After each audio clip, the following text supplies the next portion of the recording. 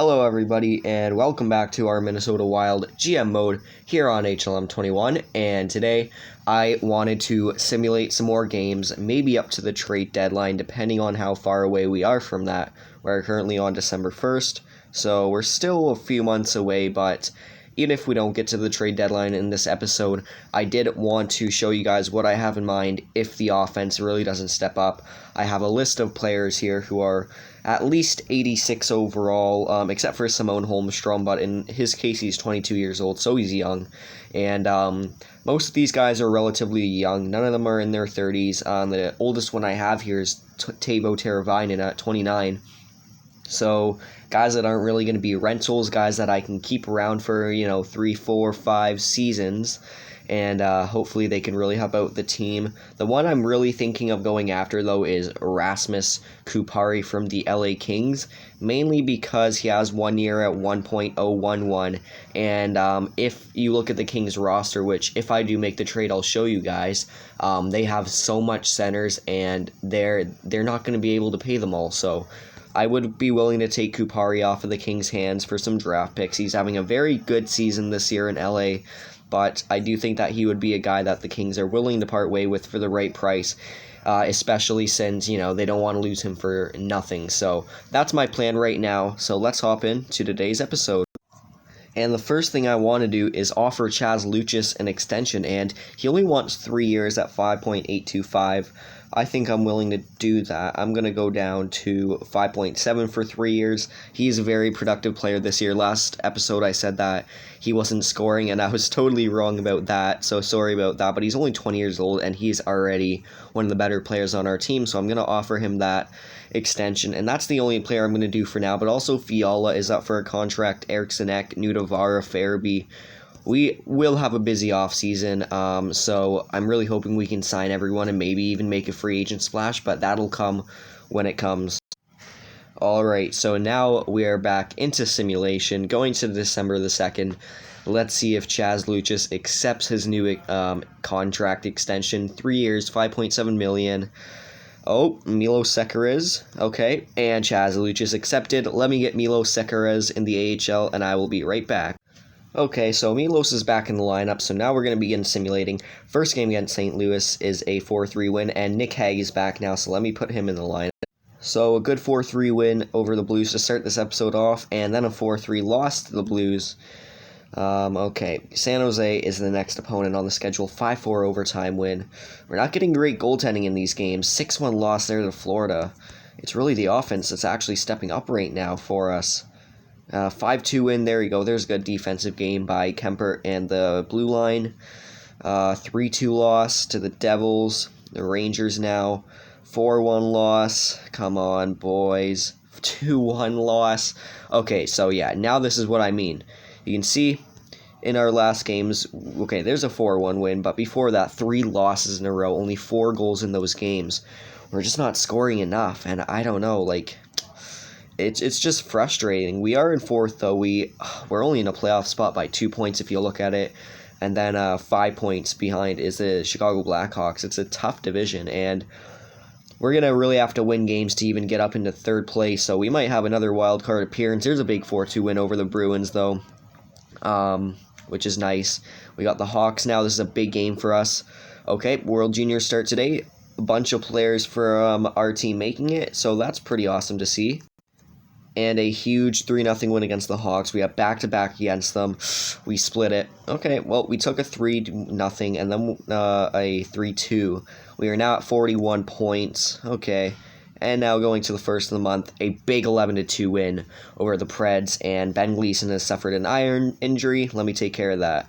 Okay, so back to simulation. We got a game against Buffalo here on the 2nd. And yes, it is that time of the month. Autosave kicking in. Come on. Bum bada bum bada bum bada bum bum bada bum bada bum bum bum bum. And a 3-2 overtime loss. We still get a point out of that, though, so 2 goals in regulation allowed. Not bad at all. We are sitting with a 4-point gap, and it's only 3 points to the Blues. Big game against Dallas. Oh my god, that's a huge, huge win. Because now we are 4 points up on Chicago, but we are now 8 points up on Dallas. So I know it's a little bit early to keep track of the playoffs like this, and oh my god, Oh, man. That is like our third best scorer right there. Alex Newhook, broken collarbone, 78-day injury. Okay, so now trading for a guy like Rasmus Kupari could be pretty vital to our success. I'm going to not make a move now. I'm going to stay patient, like I said. But if the team starts to lose because of this injury, I might have to make a deal. Okay, well, not a good injury there, but a 5-4 overtime loss and then a 3-1 win against the Maple Leafs, so that's not awful. Now we got our next game against the Winnipeg Jets, and that is a 2-1 overtime loss. Just taking a look here, we have moved into third place, so we are 3 points ahead of the St. Louis Blues, and we are 1 point behind the Winnipeg Jets for second. Big game against Vancouver here. Okay, USA wins the World Juniors. Let me just take a look at my player stats for that tournament. So nothing really exciting there. Big 2-1 win against the Canucks too. Yeah, no one except for Miroslav Satan, who is our goaltender, played really well. That's a big loss to the Red Wings. Don't want to have those. And yeah, so pretty lackluster World Juniors. But Ben Gleason is fully recovered. I'm going to put him back in the lineup. Okay, starting here now with a big game against a divisional opponent. 4-3 win against the Avalanche. That's big. That's really big. And then a 5-4 overtime loss and a 4-1 loss.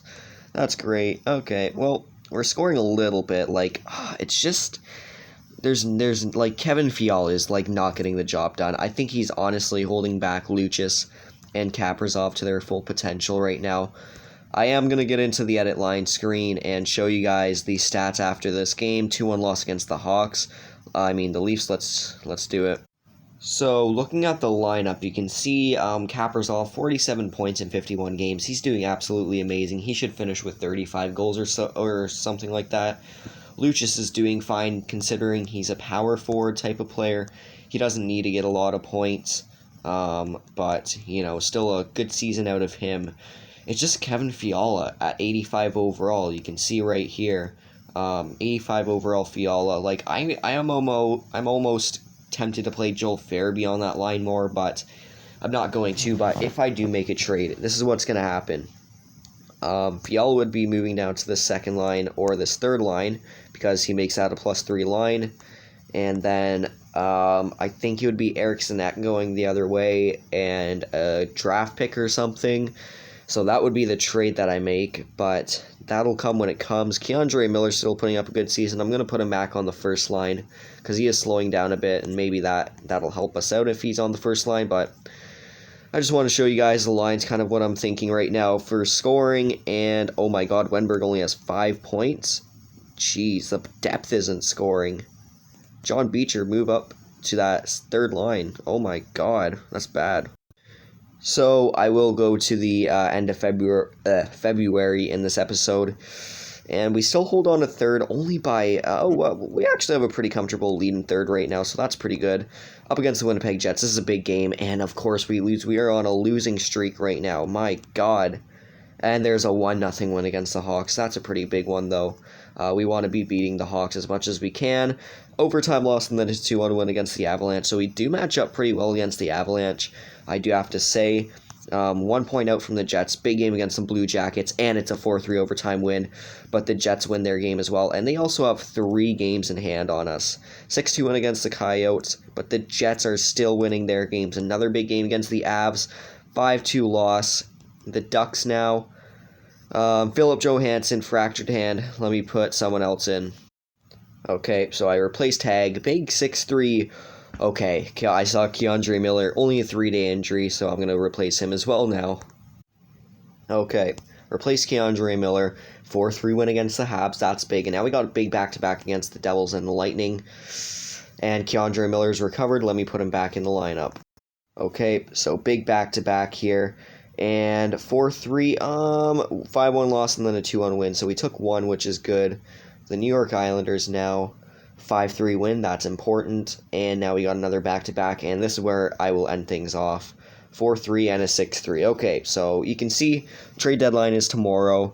We currently sit in second place, and we are actually tied. But we do have 4 games in hand, so oh my god, we're not catching the Avalanche. I think that part is going to be pretty clear, but if we can hold second place and play a third seed team, I'm going to be okay with that. Newhook is still out for 25 more days, but Stats are looking decent. Fiala, 41 points. I don't know. I'm going to have to go really take a look here and just see, because I think this is what I'm thinking right now. I'm gonna give it straight to you guys. You can see that third line, or even that fourth line, like Wenberg is just not scoring, Dorofiev just not scoring. If I make the trade, Kupari replaces Fiala on that first line right wing. I can move Fiala down to that third line left wing, give it a +5, and I think that line will produce a lot better offensively with Fiala there. Also, Fiala is a good defensive player, so it doesn't hurt the bottom six defense. And Eriksson Ek we can get rid of, like Newhook can take Eriksson Ek's place, and that really doesn't change anything. You can see this would be whatever his name is. The second line center would be Newhook, and the first line right wing would be Rasmus Kupari. So Eriksson Ek, I do love him, but if we do trade him away, which I feel like the Kings would want, that, third line kind of center to a forward, would be a really great trade. We can trade away Eriksson Ek, maybe a prospect and a pick, and I think that would get the job done. So you guys tell me what you think on Rasmus Kupari. I am going to go show you guys Kupari one more time. And here he is, LA Kings, 23 years old as well, so he kind of fits our timeline. And I can offer him an extension as well. Right now, he has 59 points in 65 games and 46 assists. So yeah, this is what I'm talking about. 46 assists for Kaprizov. He's not awful defensively, although I wouldn't want to run him defensively. 89 offense is amazing. I think that's what we really need on that first line. Kaprizov and Lucius are good two-way kind of players. And I can have a guy like Kupari with that 89 offense just to really set up Kaprizov, really get more points on the board. And I think that's kind of what I want to do. But I'm going to let you guys kind of give your feedback down in the comment section below. So that is really what I'm thinking for the trade deadline this year. But anyways, thank you all so much for watching. Again, give me the feedback down below. Please leave a like and subscribe if you would like to. And if not, well, no big deal. But thank you all so much for watching, and I will see you in the next one. But for now, bye.